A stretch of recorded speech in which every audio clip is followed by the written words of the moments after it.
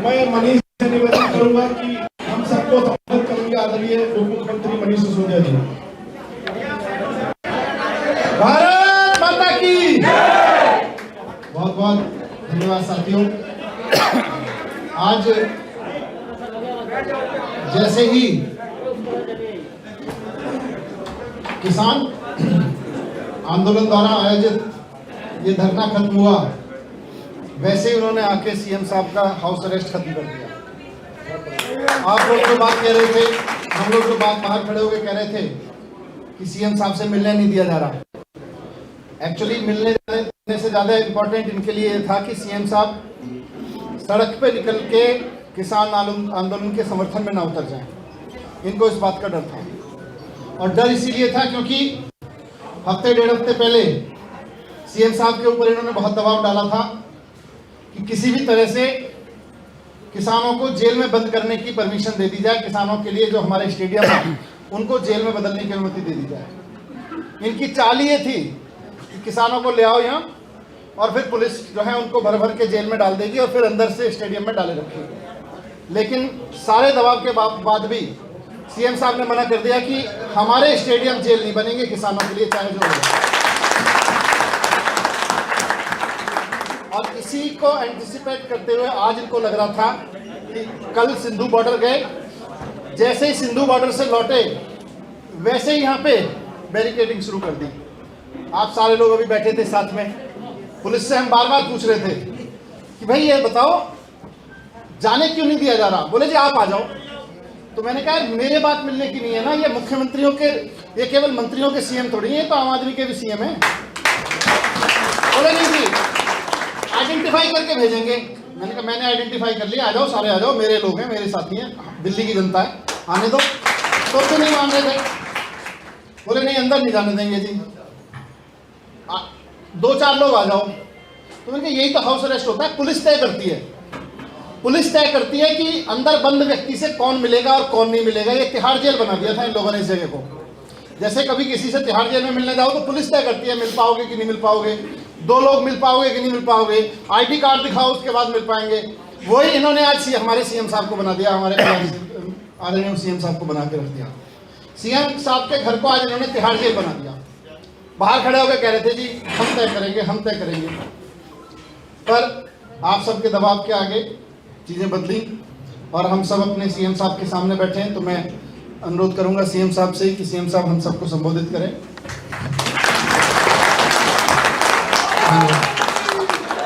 भारत माता की इनकलाब वंदे। साथियों, सबसे पहले तो आज पूरे देश भर में भारत बंद का जो किसान आह्वान किया वो बहुत जबरदस्त तरीके से सफल रहा। देश भर में किस्म किस्म के लोगों ने अपने अपने तरीके से आज भारत बंद का समर्थन किया। दिल्ली के अंदर आम आदमी पार्टी के लोगों ने भी और आम जनता ने भी खूब जम के समर्थन किया। मैं सभी किसान भाइयों को और देश की जनता को इसके लिए बहुत बहुत बधाई देता हूं। मुझे बेहद खुशी है कि सारा देश एक साथ किसानों की इन मांगों के समर्थन में एकजुट हो गया है। एक तरह से एकता आ गई है, यूनिटी आ गई है। दोस्तों, आज मेरा भी मन था, मैंने भी प्लान कर रखा था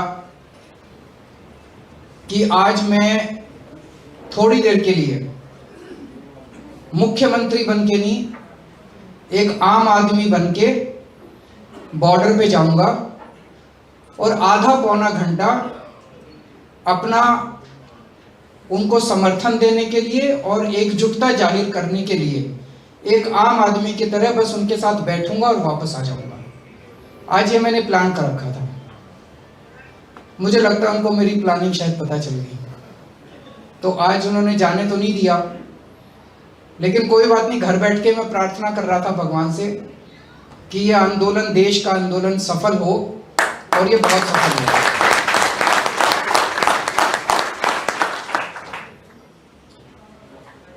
इन्होंने कुछ दिन पहले, जैसे अभी मनीष जी ने बताया, सब लोगों को पता भी है,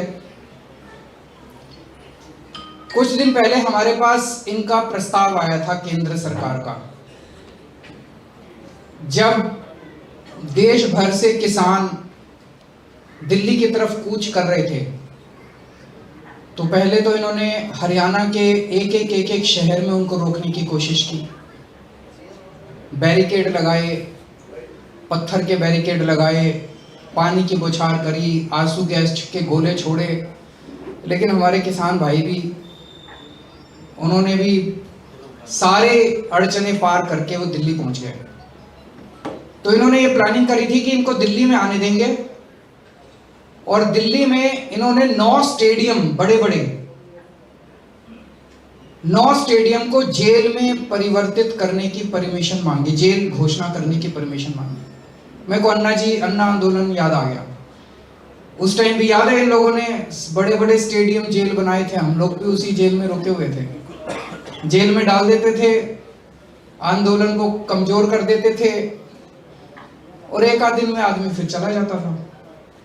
तो मेरे को पता था कि अगर आज हमने इनको आंदोलन, इसको जेल बनाने की इजाजत दे दी, इन्होंने सारे किसानों को जेल में, इन स्टेडियम में बंद कर दिया, तो हमारे किसानों का आंदोलन कमजोर पड़ जाएगा। हमारे ऊपर खूब दबाव आया, तरह तरह का दबाव आया, बड़े फोन आए, लेकिन हमने भी ठान ली थी कि हम किसानों के साथ हैं। हमने इनको परमिशन नहीं दी। उससे मैं समझता हूं कि आंदोलन को काफी मदद मिली, और तब से केंद्र सरकार बहुत ज्यादा नाराज है कि इन्होंने परमिशन क्यों नहीं दी। उसके बाद जब बॉर्डर के ऊपर अब हमारे किसान बैठे हैं, मैं आप सब लोगों को बधाई देना चाहता हूं। मैं जानता हूं आप में से कई एमएलएज हैं, कई मंत्री हैं, आप में से कई कार्यकर्ता हैं, आप लोग भी और दिल्ली की जनता भी रोज जाके उनकी सेवा कर रहे हैं, सेवादार की तरह। सब लोगों को हमने हिदायत दे रखी है, कोई टोपी पहन के नहीं जाएगा, कोई वहां आम आदमी पार्टी का नाम नहीं लेगा, कोई पट्टा पहन के नहीं जाएगा, सारे देशभक्त बन के, भारतीय बन के वहां जाएंगे और अपने किसानों की जाके सेवा करेंगे।